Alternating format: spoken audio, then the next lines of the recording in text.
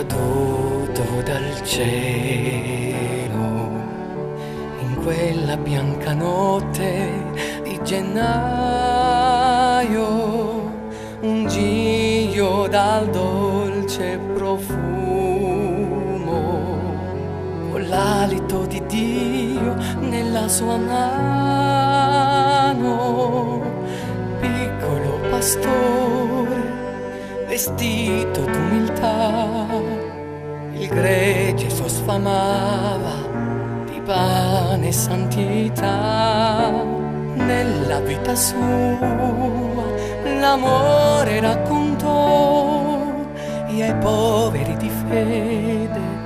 le porte spalancò. Dall'alto sentiva una voce ed ogni sua parola era una stella che il cuore inondava di pace e l'anima sua parve la più bella. Lui soltanto amore, soltanto carità, come un fuoco ardeva la sua fraternità, né cenere né fumo nell'aria liberò, fu pescatore d'anime che oceani popolò, un seme caduto dal cielo, fiore diventò, e il cielo più cupo e più nero